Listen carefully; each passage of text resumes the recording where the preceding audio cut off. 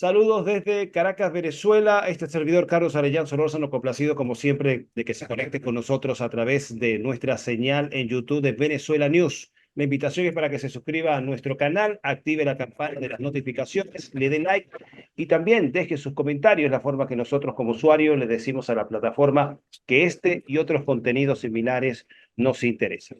En esta oportunidad vamos a revisar información de actualidad de Venezuela, la cual se ha visto marcada por los eventos posteriores a la elección presidencial del 28 de julio, en las cuales ganó el presidente Nicolás Maduro Moros con más del 52%. Esto ha venido marcado por el posterior desconocimiento por parte de los sectores de la oposición extremista y desencadenado una acción o una serie de acciones violentas que han sido aplacadas inmediatamente. Pero después de esto, el gobierno nacional ha hablado que está en desarrollo un golpe de Estado, un golpe de Estado con características cibernéticas y también con un profundo uso o empleo de las redes sociales. Sobre este tema de Venezuela y cómo se enmarca estos últimos eventos en el contexto global signado por la crisis del orden mundial, en este caso del occidente global, y el surgimiento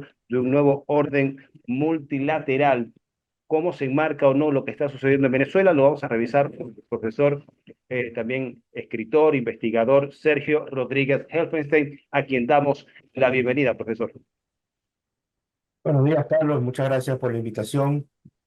Muchas gracias por darme la posibilidad de debatir sobre estos temas que nos preocupan y nos inquietan a todos y a todas.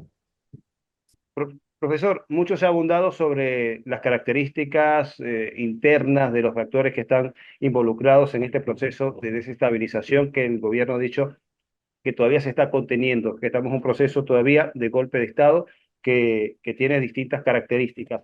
Pero más allá del tema interno, me gustaría también abordar con usted o abordar el plano externo, cómo se enmarca esto en el escenario global. Aparte de los actores internos, preguntarle, ¿hay actores efectivamente externos que estarían involucrados e interesados en desestabilizar la situación en Venezuela?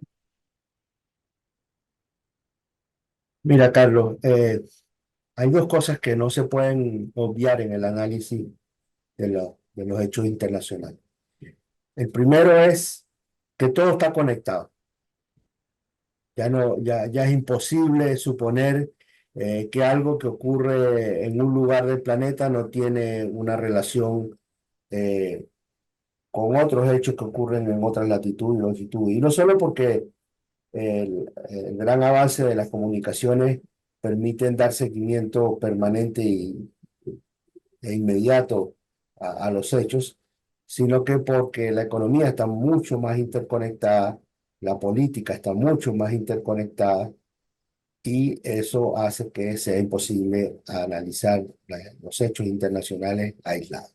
Y el segundo factor es que cualquier hecho que ocurre en cualquier país del mundo, visto de la perspectiva geopolítica, de la perspectiva global, tiene implicaciones locales, regionales y globales. Entonces, un buen análisis pasa por considerar estos dos elementos. La situación de Venezuela no puede verse aislada de una dinámica global que pasa por un proceso de pérdida de la capacidad de control global de Estados Unidos y de Occidente.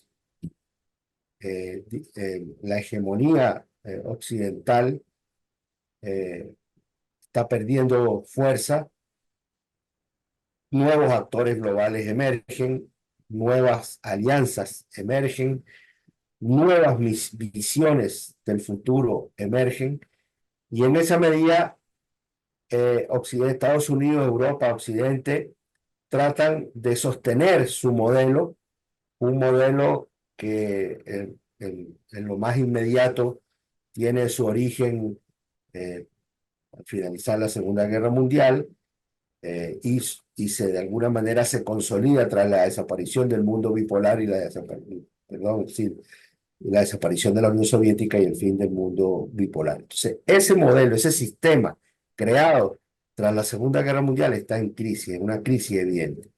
Y entonces, Occidente, que fue el gran ganador eh, de la Segunda Guerra, tras la Segunda Guerra Mundial, hoy ve que ese modelo está perdiendo vigencia, está perdiendo validez y se resiste, y se resiste. ¿Y cuando se resiste?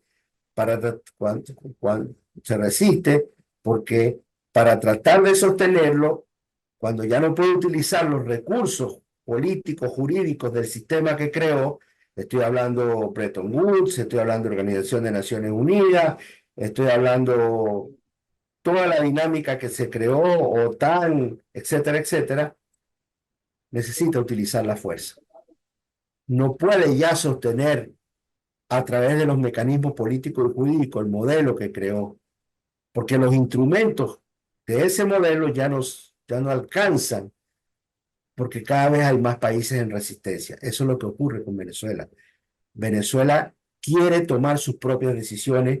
Venezuela ha decidido desde el año 98 iniciar un camino distinto al que le habían señalado en el pasado, que se consagra por todo el pueblo venezolano, por la aplastante mayoría del pueblo venezolano, en la Constitución del año 1999, que señala pautas concretas de compromiso, pautas de comportamiento del Estado venezolano, que involucra, por supuesto, al pueblo venezolano y al gobierno, en el desarrollo de una dinámica propia, endógena, a partir de decisiones que se toman en el país. Entonces, esto que está ocurriendo en Venezuela se manifiesta también, pero de forma distinta en lo que está ocurriendo en Gaza. Ahí hay una resistencia del pueblo palestino y de los pueblos de los países del eje de la resistencia en contra del dominio imperialista sionista de la región. Eso es lo que está ocurriendo en Ucrania. Cuando Rusia no acepta que se cometa un genocidio contra ciudadanos rusoparlantes que en ese momento estaban en territorio ucraniano y que fueron reincorporados a Rusia. Eso es lo que ocurre en África cuando los países africanos están expulsando a las tropas francesas y estadounidenses. Entonces, si tú analizas el mundo en global, te das cuenta que lo que está ocurriendo en Venezuela no es un hecho aislado. No estamos solos luchando en el mundo, estamos en una corriente global y hay que analizarlo en esa perspectiva. Profesor, dicho así, Venezuela forma parte de esos escenarios en donde se expresa la resistencia de este mundo multipolar con respecto a este orden unilateral, hegemónico de los Estados Unidos, ya que toma o ya menciona el caso de Gaza con la expresión de resistencia que está teniendo en esta zona, que es resistiendo un genocidio, el caso de Ucrania, que es el enfrentamiento de la OTAN en contra de Rusia, pero a través del régimen de Kiev. Debemos entender entonces que Venezuela es un escenario de ese conflicto y no se resume solo a una disputa por el poder entre la izquierda y la extrema derecha. No, absolutamente. Por eso te digo que hay que analizar los hechos en una dinámica local, regional y global. Desde el punto de vista local, el pueblo de Venezuela tomó una decisión y la ha refrendado el 28 de julio, y eso tiene una serie de implicaciones. Eh, Como es natural, Estados Unidos tiene sus representantes en cada país que operan en función no de los intereses locales, de los intereses nacionales, sino de los intereses imperiales. Así ha sido desde el año 1823, cuando Estados Unidos diseña la doctrina Monroe es para eso. Acuérdate, América para los Vale. americanos, ahí lo plantea muy claramente. Y el Libertador en el Congreso de Panamá expuso una, una propuesta distinta. Bueno, ese problema no está resuelto. Ese problema sigue estando latente. Si hacemos una integración para el bien de los latinoamericanos y caribeños, hacemos una integración subordinada a Estados Unidos. Entonces, ¿cómo opera Estados Unidos en nuestro país? A través de las oligarquías locales. Y a través de las oligarquías locales diseñó una serie de mecanismos de control, de sujeción, que tiene en la democracia representativa burguesa su instrumento. El problema es que les empezamos a ganar las elecciones. Aprendimos a ganarle a las elecciones, aprendimos a jugar su juego y con sus instrumentos y con sus herramientas les empezamos a ganar. Entonces ya eso ya no les sirve. Ya la elección no les sirve. Entonces recurren a la violencia, recurren a la amenaza, al chantaje. Lo que pasa es que aquí en Venezuela no han tenido posibilidades. Pero, como te decía, también tiene una incidencia. Lo que está ocurriendo en Venezuela tiene una incidencia regional. Yo no me canso de decirlo. La resistencia de Cuba, de Nicaragua y de Venezuela ha permitido que América Latina tenga un espacio, tenga un oxígeno para buscar alternativas que los propios pueblos se están dando. Lo que ocurre en México responde al pueblo mexicano, lo que ocurre en Colombia responde al pueblo colombiano. Ahora, lo que yo te aseguro, que si Cuba, Venezuela y Nicaragua no hubiéramos resistido, América Latina sería un Haití generalizado. Nos hubieran pasado por arriba y para llevarnos a la edad de piedra, que es lo que quieren. Entonces también tiene una implicación regional y tiene una implicación global por lo que decía anteriormente. Somos pueblos en resistencia a un modelo, a un sistema de dominación capitalista global que hoy comienza a mostrar fisuras, comienza a mostrar elementos de crisis que ya no son de una crisis cíclica, superficial, coyuntural, sino que son elementos de una crisis estructural que está comenzando, que está apenas comenzando. Profesor, usted me decía, todo está conectado en este mundo en donde hay que observarlo, cómo se enmarca en el plano geopolítico. Si todo está conectado, le quisiera preguntar, ¿habrá alguna conexión de lo que sucede en Venezuela con lo que pasó ya hace poco más de un mes en Bolivia, un intento de golpe de Estado contra el presidente Luis Arce, también Bolivia, un país que está enmarcado en este contexto del sur global de la mayoría global, con vinculaciones más hacia Rusia y a China, y también lo que sucedió antes en Cuba con procesos de desestabilización también a través de este mecanismo de las redes sociales, de exacerbar conflictos y crear algunos escenarios de desestabilización. ¿Tienen conexión estos tres puntos, estos tres eventos? Absolutamente, absolutamente. Y tienen un punto en común, que es la presencia y la actividad de Estados Unidos para derrocar a estos gobiernos. Pero incluso vámonos un poco antes, Carlos, el golpe de Estado contra el presidente Lugo, el golpe de Estado contra el Mucho más presidente atrás. Zelaya, el intento de golpe de Estado del 30 de septiembre de 2010 contra el presidente Correa, la, el golpe de Estado contra la presidenta Dilma. Entonces, no podemos ver, por eso te digo, no podemos ver estos hechos aislados. Hay una constante presencia de Estados Unidos detrás de esto y de Europa, de Estados Unidos y de Europa detrás de estos hechos. Te repito, no pueden controlar a los pueblos de la forma tradicional. Acuérdate que nos hablan de la democracia, de la alternabilidad, de la separación de poderes, de la libertad de prensa, de la libertad de expresión. Todas esas son falacias. Nada de eso existe. Todo eso es mentira. Entonces nosotros, perfecto, que esté el juego, vamos a jugar su juego. Y les ganamos y les empezamos a ganar. Entonces ya la democracia no tiene, es la democracia del candidato que ellos eligen para ser presidente, no la democracia del pueblo. La libertad de expresión que ellos deciden que sea, que ellos deciden quiénes hablan y quiénes no hablan. Entonces, todos esos mecanismos de la democracia representativa que son mentiras, que son mecanismos de sujeción elaborados de hace más de 200 años, hoy comienzan a deteriorarse. Y eso hace que haya una crisis que tiene más profundidad en algunos lugares y menos profundidad en otros, pero es una crisis global que va a ir alcanzando toda la humanidad porque suponer que el hombre tiene alma de esclavo, el ser humano, digo el hombre, la mujer, el ser humano tiene alma de esclavo y que va a permanecer eternamente sujeto a la dominación y a una vida miserable, eso es impensable, eso es impensable. Entonces, los pueblos en procesos que en algunos lugares son más lentos, en otros son más rápidos, van tomando sus propias determinaciones, sus propios cursos de acción para irse liberando e independizando.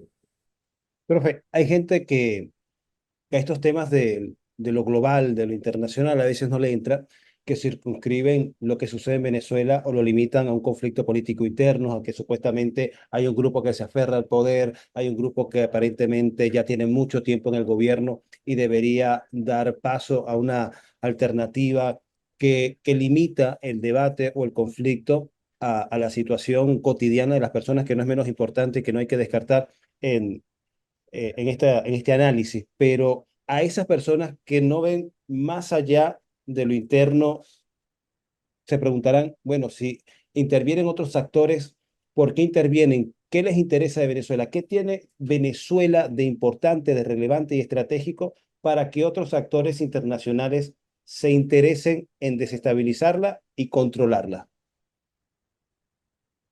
Bueno, en este momento podríamos señalar muchas cosas, pero yo diría que en este momento hay tres factores fundamentales. Eh, un primer factor es o diría cuatro factores para ser más exacto. Ok. Cuatro factores.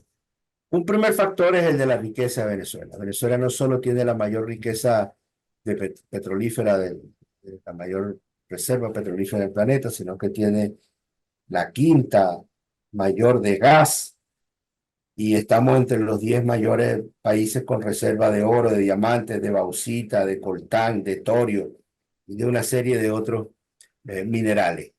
Pero además tenemos un gran potencial para transformarnos en muy poco tiempo en un país exportador de alimentos y todos sabemos las necesidades de alimentos que hay en el planeta. Y además tenemos grandes reservas de agua, de oxígeno, de biodiversidad. O sea, el potencial de Venezuela es evidente y eso despierta los intereses de las potencias. Eh, Ese es un primer elemento. Un segundo elemento es el del ejemplo. La historia es rica en el sentido de todos los procesos que han emergido desde Venezuela y cómo se han eh, diseminado por la región. La resistencia de Venezuela no es de ahora, Carlos. La resistencia de Venezuela tiene más de 200 años y nosotros tenemos pilares fundacionales. Tenemos nuestro ADN, eh, esa resistencia, así como hay otros países que tienen otras características, nosotros tenemos esa. Tenemos otras características que no son tan positivas, pero tenemos esa.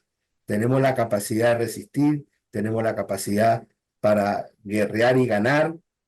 eh, Tenemos una profunda relación con nuestra tierra. Tenemos Bastante un historia de profundo aquí, dijo sentido. el presidente Chávez.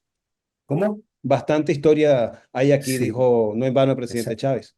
exactamente. Entonces ese es un segundo elemento. Podría extenderme explicando cosas, pero bueno, no tenemos tiempo. Hay un tercer elemento que la coyuntura tiene un peso fundamental, que es el tema de la migración. Eh, Acuérdate que el tema de la migración hoy es el tema número uno de la agenda electoral de Estados Unidos. Y en esa medida, en tanto Venezuela se ha transformado por primera vez en su historia por efecto de las sanciones, del bloqueo, de la crisis económica, en emisor de migrantes, hay un interés por parte de, sobre todo, de Estados Unidos, de, entre comillas, resolver ese problema que, según sus análisis, afecta la dinámica interna de Estados Unidos y no tienen capacidad de control porque se genera un, un círculo vicioso en el sentido de que ellos nos venden a través de su aparato cultural mediático, que son el paraíso, y entonces le venden a los pueblos que son el paraíso, y muchos ciudadanos quieren ir al paraíso porque es natural que el ser humano quiera vivir en condiciones mejores, pero por otro lado, te sancionan, te atacan, sabotean tu economía, te generan problemas. Entonces, cuando ellos quieren mostrar ese paraíso exitoso, no quieren solamente que sea para los blanquitos. Cuando el país se le llena de negros, se le llena de musulmanes, se le llena de asiáticos, se le llena de mestizos de los países de América Latina, no lo quieren. Entonces tienen que resolverlo. Y aquí en Venezuela, resolver ese problema pasa por hablar con Nicolás Maduro. Ellos saben, Estados Unidos sabe que puede nombrar un presidente y que van a ir a hablar con ese presidente designado por ellos y no va a tener respuesta frente al problema migratorio. El único que puede establecer acuerdos para ayudar a Estados Unidos a resolver ese problema es Nicolás Maduro. Entonces, ese es un tercer tema que les interesa. Y por supuesto, ellos quisieran poner un gobierno al que le dicten pautas de comportamiento, le den órdenes respecto de lo que debe y no debe hacer, y ese no es el gobierno de Venezuela. Hay otros en América Latina que sí lo aceptan, pero el nuestro no. Y hay un cuarto factor que es el factor global, que es la decisión de Venezuela iniciada en tiempos del comandante Hugo Chávez de abrirse paso al mundo, romper con ese criterio eurocéntrico y proestadounidense de las relaciones internacionales. Y que nosotros cuando el comandante Chávez llegó al gobierno en el año 99, creo que teníamos 3 embajadas en África, y África son 52 países. ¿Y quién dijo que Francia o Alemania es más importante que Níger, Sudáfrica o Nigeria o Etiopía? ¿Quién lo dice? Hay una construcción, es un constructo en el sentido de que ciertos países blanquitos son más importantes que los del sur.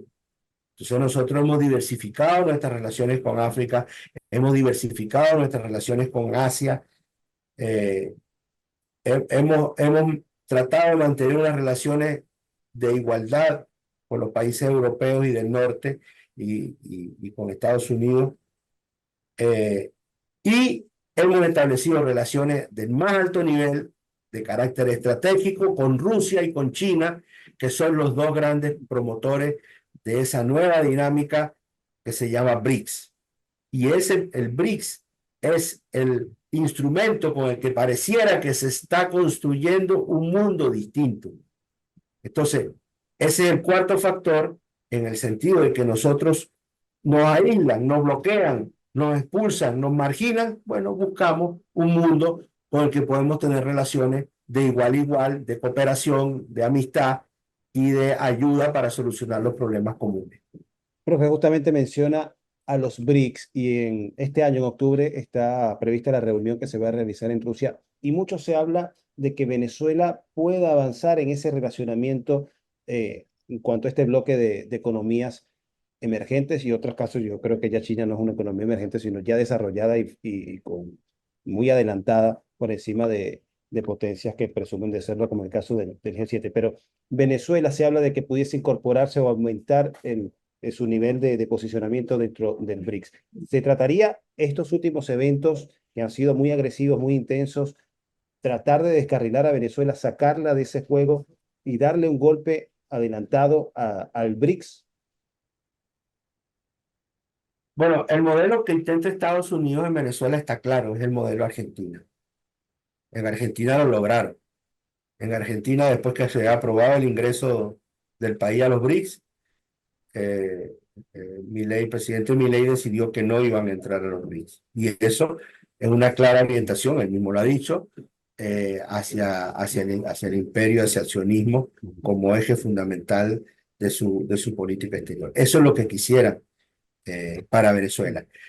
Pero el tema de los BRICS no es un tema coyuntural, ni se puede analizar un probable ingreso de Venezuela o un probable rechazo de Estados Unidos hacia la decisión de Venezuela de incorporarse a los BRICS como un elemento coyuntural. No, precisamente les molesta porque es un elemento de carácter estructural.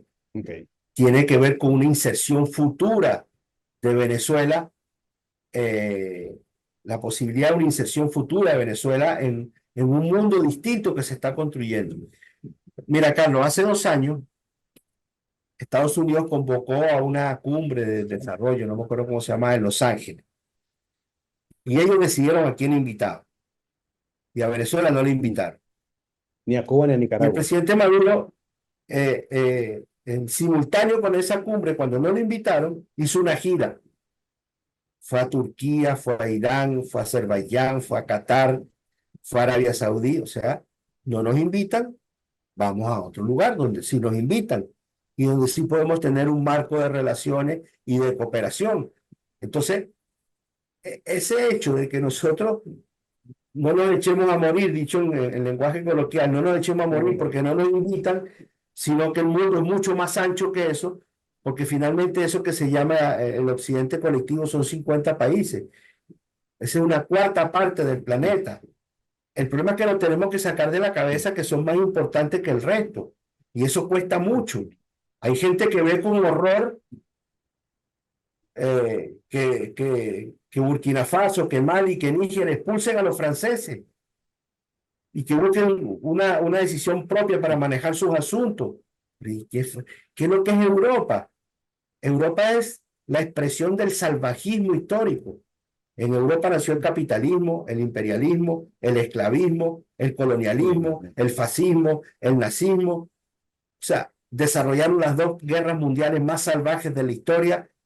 Entonces, Europa es una expresión clara de lo salvaje del planeta, de lo peor del planeta, pero nos lo han vendido como lo más alto de la civilización.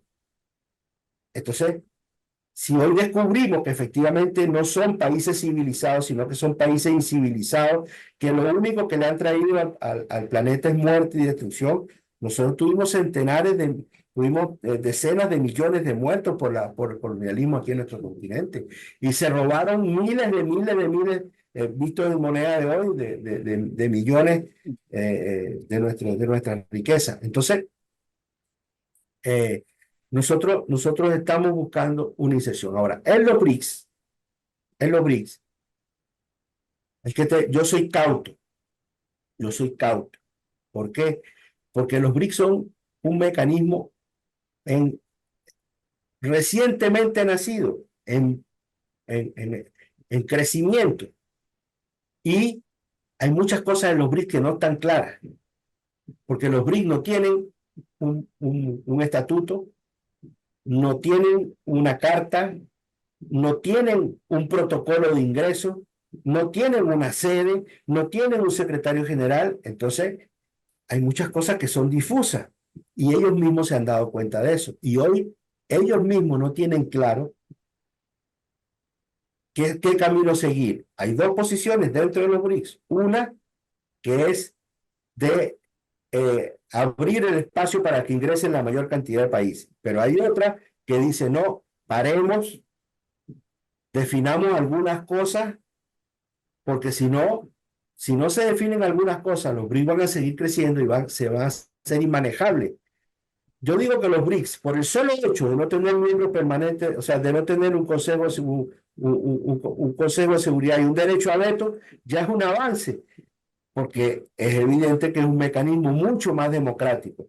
Entre los miembros permanentes del Consejo de Seguridad no hay nadie de América Latina, en los BRICS sí hay. Entre los miembros permanentes del Consejo de Seguridad no hay nadie de África, en los BRICS sí hay. Entonces, es un mecanismo mucho más democrático, pero que tiene que definir determinadas cosas, porque mira, a Lula se le ocurrió que tenía que entrar a Argentina, porque su amigo Alberto Fernández se lo pidió, y entonces, bueno, Lula pugnó porque entrara a Argentina, y mira lo que ocurrió. ¿Y por qué? Porque no hay parámetros, no hay un protocolo que diga, bueno, los países para ingresar a los BRICS deben 1, 2, 3, 4, 5 Ok. cumplir estos requisitos. No existe eso. Y no hay una carta frente a la cual tú ingreses y firmes, yo asumo esta carta. No hay. Entonces, esas cosas tienen que definirse.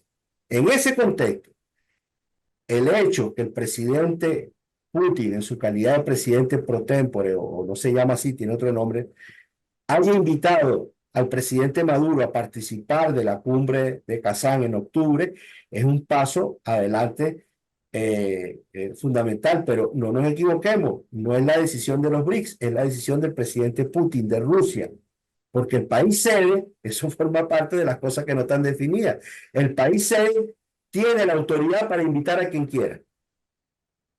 Entonces, hemos sido invitados, es un paso adelante, la posibilidad de que el presidente Maduro pueda conversar con los líderes de los BRICS es algo muy importante, no solo en la coyuntura, estoy hablando en términos estructurales, de largo plazo. Así veo yo el tema de los BRICS. Si bien, como explica, no están muchas cosas definidas, el espacio de los BRICS representa mayor potencial y oportunidad para Venezuela que lo que es el occidente global, por lo que entiendo, ¿no? ¿Qué está explicando, profesor? Sí, absolutamente. Digo yo que pareciera que sobre los BRICS se está construyendo el mundo del futuro, porque ya te digo, ya tiene características que se parecen mucho más al mundo de hoy. Es más democrático. Hay Profe, participación de todas las regiones del planeta. Es una de las cosas que tienen que definir qué es, porque es un mecanismo de concertación de cooperación económica, es un mecanismo de concertación política, esas cosas no están claras. Entonces, evidentemente no se pueden reunir al margen de debatir los temas políticos fundamentales, pero eso no está claro. Entonces, yo digo que como alternativa que están haciendo es mucho más positivo que lo que tenemos. Es mucho mejor, es mucho más que una esperanza, es una constatación de que hay países que se quieren organizar y quieren generar un mundo mucho más justo, mucho más equitativo. Profe, ya nos estamos acercando al final de este espacio, esta interesante conversación, y no quería cerrarla sin hacer un par de precisiones justamente sobre los últimos sucesos en Venezuela y el posicionamiento de algunos países de América Latina y de sus presidentes.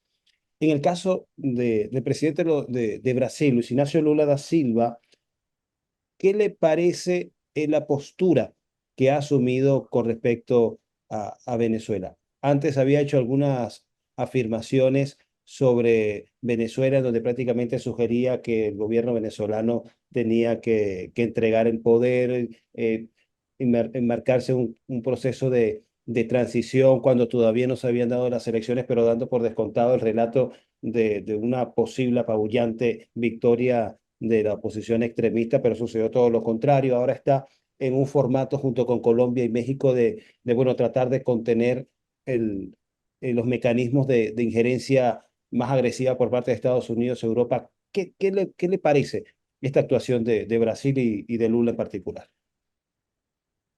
Bueno, Lula nunca ha sido un revolucionario ni un transformador.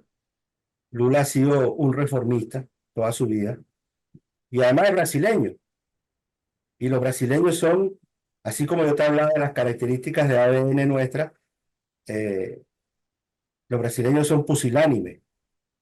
Los brasileños esperan antes de tomar decisiones, miran, observan, para quedar siempre bien. Y en tanto son un país muy grande, una de las 10 mayores potencias del planeta, una de las de los 5 países más extensos del planeta, uno de los mayores países poblados del planeta, se pueden permitir esas cosas. Hay países pequeños que no se pueden permitir esas cosas. Entonces, hay que entender a Lula en lo que es él. Lula era un dirigente sindical, un reconocido luchador contra la dictadura del siglo pasado en Brasil, que estuvo preso varias veces y que nunca dejó de luchar. Eh, es un luchador, fue un luchador contra las dictaduras. Y cuando se implantó la democracia en Brasil en los años 80 del siglo XX, y Lula trata de abrirse un espacio mucho más allá de lo local, encuentra a Fidel Castro y descubre a Fidel Castro. Y al descubrir a Fidel Castro, descubre un modelo de comportamiento que en las condiciones que él estaba le pareció positivo y asume posiciones un poco más radicales. Y esas posiciones más radicales sentaron una posición, un comportamiento del Partido del Trabajo de él en todo ese periodo que podríamos asignar más o menos en 20 años, de los años 84, 85, hasta que llega al gobierno en el año 2003. Y cuando llega al gobierno y empieza otra vez, por segunda vez, a buscar espacio en el mundo, se encuentra que está Fidel Castro también todavía y Hugo Chávez. Y entiende que esta alianza le puede ser favorable en su proceso natural que ha tenido Brasil siempre en tanto potencia subregional de abrirse espacio. Y asume posiciones, las posiciones que el comandante Fidel Castro y el comandante Chávez estaban impulsando. Y Lula se pliega a eso y asume una posición, pero sin ser un revolucionario, sin ser un transformador. Lula va a Mar del Plata, pero él se escapa. Aparece, busca la foto, él no está ahí. Se creó Nicanor Duarte, el presidente de Paraguay, que era un presidente de derecha, estaba ahí, estaba Maradona, estaba Kirchner, pero no estaba Lula. Entonces, esa es la personalidad de Lula. Es un tipo dubitativo, pusilánime, y que además ahora, en la medida que no está Chávez ni está Fidel, entonces se acerca a otros que le acomoden mejor. Y hoy, por razones que yo desconozco, le ha acomodado mejor Francia y Macron. Entonces, hoy Lula se asume como no es representante, pero como un exponente de la política europea hacia América Latina y como un vocero de la Unión Europea desde el interior de América Latina. En esa medida está actuando en Venezuela. Y como es un tipo sagaz, en un país que es fronterizo con Brasil, entonces ha ido cambiando su discurso y su comportamiento de acuerdo a cómo cambian las circunstancias, pero es lo que ha hecho Lula toda la vida, lo que han hecho los brasileños toda la vida, acomodarse a la situación. Nunca asumió una posición en nada, Brasil nunca asumió una posición de vanguardia en nada. Espera, si Estados Unidos tiene más fuerza, bueno, se acomodan. Ahora ve que hay países emergentes, entonces se mete a los BRICS. En algún momento pensó que podía hegemonizar América del Sur, entonces se esforzó en crear UNASUR, pero no aceptó y saboteó la creación del Sucre y la creación del Banco del Sur. Eso no surgió porque Lula no quiso que surgiera. En el caso de la CELAC, donde tenía que enfrentar a la otra gran potencia regional, que era México, porque en América del Sur es evidente su poder, pero en el contexto latinoamericano y caribeño tiene que enfrentar a México. Entonces, CELAC no era de su interés. ¿Cuándo se transformó América Latina en su interés? En tanto se dio cuenta que en su ambición de entrar como miembro permanente al Consejo de Seguridad necesitaba a los países de América Latina. Entonces se comenzó a crecer su presencia, estableció embajadas en el Caribe, fortaleció su presencia en América Central. Pero no podemos esperar más que eso de Lula. No podemos esperar más que eso porque es una persona acomodaticia, dubitativa, pusilánime, que dotado de un gran sentimiento nacionalista respecto de Brasil, pero más que eso, nada. Y si Lula es un dubitativo y pusilánime, Boric, ¿qué es? Porque ha afectado en la identidad lo que se conoce en el mundo como izquierda. Bueno, pero la izquierda y la derecha y el progreso son conceptos de la Revolución Francesa. Okay. Son conceptos que tienen 250 años, están totalmente caducos y se hace necesario hacer Yo el otro día en otra entrevista, yo decía que una responsabilidad de los académicos, hacer una reformulación y una sistematización de una nueva conceptualización que nos permita entender el mundo de hoy. Porque suponer que vamos a entender el mundo de hoy con la conceptualización de la Revolución Francesa o incluso con la conceptualización de la Guerra Fría no nos sirve y cometemos errores.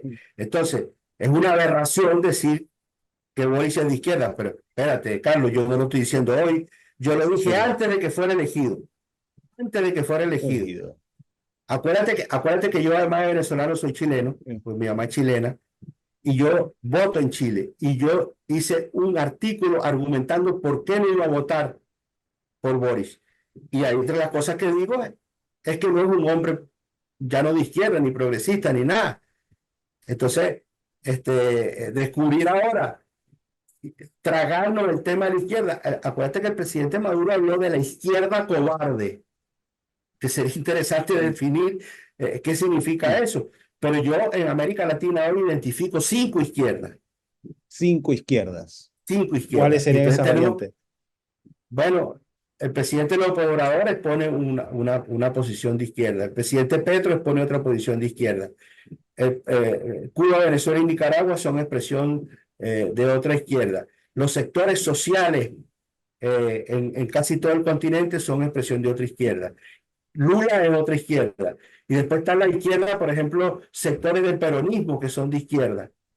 Entonces, El reto ahora es aprender a trabajar con todos esos sectores. Es un reto para la política exterior, pero también es un reto para la política internacional que se debe realizar al margen del Estado, digamos, el partido, las organizaciones sociales, en el sentido de la necesidad de construir, de ampliar la base social de apoyo para lograr los objetivos que nos hemos propuesto. Estos objetivos no los podemos desarrollar en los términos de la época del comandante Chávez, ni en los términos de la lucha revolucionaria de los años 70 del siglo pasado. No, el mundo de hoy, de la tercera década del siglo XXI, es distinto, y en ese sentido tenemos que producir una nueva reformulación, una nueva sistematización teórica, de manera que apoyemos a los decisores a tomar las decisiones de política exterior y de relacionamiento internacional mucho más correctas. Profesor, muchísimas gracias por estas reflexiones que ha compartido con nosotros. Y lo último que decía me parece interesante y pertinente, de que el contexto internacional eh, de la actualidad es muy distinto al que tuvo el presidente o el comandante Hugo Chávez, porque también suele repetirse mucho comentario de algunos analistas o compañeros que militaron en el movimiento bolivariano, diciendo o descalificando al presidente Nicolás Maduro, diciendo, bueno, es que él no actúa, no ha hecho lo mismo que el comandante Chávez, y así como las cosas han cambiado en Venezuela, no es el mismo país, también ha cambiado en el mundo, y creemos, o creo que mucho de la virtud del presidente Nicolás Maduro ha sido también entender esas diferencias, interpretar el cambio del mundo y responder en función de este sin tener que traicionar los principios fundamentales de la revolución bolivariana. No sé si comparte este criterio ya para cerrar. Sí, hay un dicho de un filósofo español, ahora no me acuerdo el nombre, que dijo, el hombre es él y sus circunstancias. Entonces, al comandante Chávez le tocó vivir una circunstancia y él se hizo líder en esa circunstancia, y al presidente Maduro le ha tocado vivir otra circunstancia y él se hizo líder En en esas esta circunstancias. circunstancia. Pero tratar de establecer un paralelo entre ambas circunstancias es un error, por eso es histórico, es científico. Por eso te digo que debemos eh, eh, eh, eh, elaborar instrumentos de análisis. Ni siquiera los instrumentos de la Guerra Fría te sirven ahora. La izquierda y la derecha, eso ya no sirve, no dice nada. Hay gente de derecha, hay gente de derecha con la que tú puedes trabajar porque son nacionalistas, son patriotas. Entonces tú no lo puedes excluir porque son de derecha, Mucho. ¿no? El valor de lo nacional y lo patriótico cobra mucha vigencia en el momento actual cuando nos estamos enfrentando al imperialismo y al neoliberalismo. Si hay sectores de la derecha que son antineoliberales y tienen un sentimiento nacional y por tanto son antiimperialistas, ¿por qué no trabajar con ellos? ¿Por qué no? Entonces, tenemos que superar esos elementos que en el pasado sirvieron en una circunstancia determinada. Hoy las circunstancias son otras. Y hoy lo más importante es la salvaguarda de la soberanía nacional, del interés nacional, eh, para poder avanzar hacia el futuro, hacia un futuro mejor. Bien, era la reflexión del profesor Sergio Rodríguez Helfenstein en esta emisión de En Contexto con por Venezuela News. Ese servidor Carlos Arellán, complacido, de verdad, profesor, de haber contado con su participación en este espacio para conversar sobre la actualidad de Venezuela y comprenderla en este contexto global signado entre el deterioro, el declive del orden mundial basado en reglas por parte de Occidente y el surgimiento de un nuevo orden global multilateral. En esas circunstancias se están desarrollando los eventos en Venezuela, y para interpretarlo, analizarlo, aprender mejor las circunstancias es un aspecto que hay que tomar en consideración. De esta forma llegamos al final de esta emisión de En Contexto con desde Caracas, Venezuela. Volvemos a recordarle la sugerencia del comienzo. Suscríbase a nuestro canal de YouTube de Venezuela News, active la campanita de las notificaciones, dele like, deje su comentario y comparta también entre sus contactos este contenido, una forma para decirle a las caprichosas plataformas y sus algoritmos que este y otros contenidos nos interesan. Hasta una próxima oportunidad.